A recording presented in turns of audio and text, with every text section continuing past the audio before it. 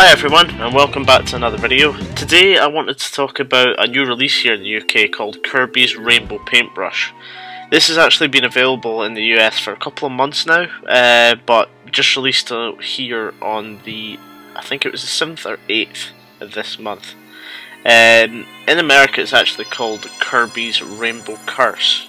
Now I'd like to start saying this is actually my first Kirby game I've ever actually played, so in this review I can't really compare it to any others, so I'm sorry about that. But anyway, Kirby and the Rainbow Paintbrush was released in the UK on the 8th of this month in 2015, which I paid £27 for off Amazon, so it wasn't a dear game. The story is about a mysterious portal opening in the sky which drains all the colour from Dreamland. Elaine the Paintbrush revives Kirby and Waddle Dee, the best name ever by the way. They learn from Elaine that they must stop the evil Claysia in order to return colour to Dreamland. So that's basically the basis of the story of this game. It's nothing in too depth, but at least it gives it a bit of backstory. Rainbow Paintbrush is a sequel to the 2005 game on the DS called Kirby's Canvas Curse. Now, I personally haven't played this game, so I really can't comment on it, but apparently this is the sequel to that, or a follow-on to that at least. The idea of the game is to direct Kirby by drawing on the touchpad.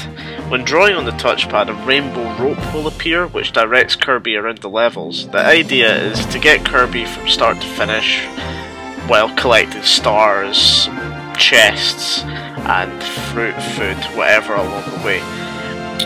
So let's talk about the controls. As I said previously, you direct Kirby by drawing on the WiiU gamepad with the stylus. This will create a rainbow rope that Kirby can roll along, but that's not all. You have to draw the rope in certain ways to make Kirby change direction.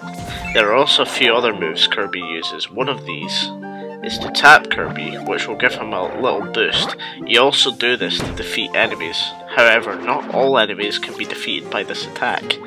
Some require a more powerful attack, which is where the second move comes in, or the special move, whatever you like to call it. Once you have collected 100 stars, Kirby will gain a super power-up move, which can activate by holding the stylus on Kirby, and he will power up to then turn into a torpedo-like attack, depending on its form.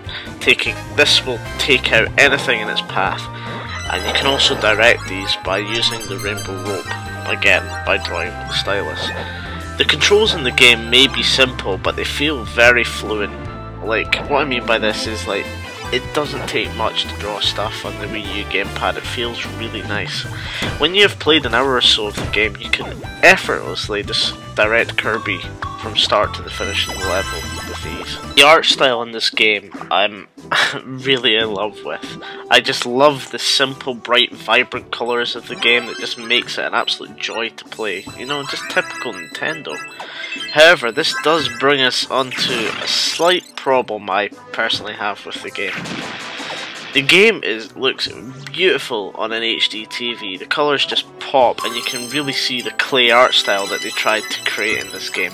However, you end up spending about 99% of the time looking at the WiiU gamepad. Now, this is nothing major, but I think it's just a bit of a shame that a game that looks so beautiful on an HD TV, but you're subjected to viewing it on the WiiU gamepad because you have to draw on it. I mean, it's just me having a niggle, but personally I think this is a bit of a letdown. I mean, because fair enough, if the screen on the WiiU gamepad was a bit better, it might look a bit better, but still, it just doesn't look as good as it does on the TV. And this is probably this is my major complaint about the game, which to be honest isn't major, but it's the only one I've had so far. Now, moving on to the music in this game. It is great. I mean, I thought Mario Kart 8's soundtrack was top notch, however, Kirby doesn't exactly come up short on this. I mean, the way I end up playing the game is sat on my desk, with the gamepad sitting on the desk, and I plug my headset in. I get so immersed in the game that when I was playing this just the other day, my girlfriend came and was speaking to me, and I didn't even realise she'd entered the room. I mean, the music just goes really well with the levels and the boss battles. It's a joy to listen to. There are only 20 levels in this game. However, personally, I have not finished them all yet, so what I can comment on is the boss battles are really fun, but it's pretty much the same tactics with each boss I've encountered so far. This consists of you pretty much drawing on the gamepad to create a roll, dodge the enemies, and then tapping the shit out of Kirby to attack the boss. And repeat. That's pretty much it. This is not to say this is a bad thing, because each boss presents a new challenge and difficulty. For example, the first boss is very easy, you have to dodge a few things and just attack. However, they've recreated this boss on a further level that it's the same kind of fight, but in order to actually attack the boss this time, you have to use a super power-up move, which requires collecting the stars. So you're having to dodge a lot more things first. By far my favourite level in this game is the ones where you get to use the Kirby tank. I personally feel that Kirby's alternative forms are the best part of this game. If it's not shooting people with the Kirby tank, it's directing your way underwater with the submarine. Once levels are completed, you unlock challenge modes. These do various things. I've only tried one so far, which was to direct my way around a room, dodging enemies and collect chest to end it. This also adds a little bit more content to the game. You know, so once you've completed it, you can try out the challenges, you know, collect all the figurines, so at least there's still stuff to do, and that's never a bad thing. So, to round it all up, is Kirby a good game? Well, other than the Wii U gamepad issue that I personally had, I have not experienced any other problems with this game. It's kind of the game that you'd like to pick up, play for half an hour, then go out and do what you need to do. Although the game is not that difficult, it does provide some planning on the player's part. You have to remember, even though you're drawing on the Wii U gamepad, you can't just draw infinite ropes. You do have a bar that runs out, so you have to collect, well, I'm guessing it's a jar of paint to refill this, or just let the bar refill slowly. But the problem with this is if you're standing still and you don't have any paint to get away or direct Kirby, this leaves you vulnerable, so you know you do have to think. So, should you buy it? Really, this is all dependent on yourself.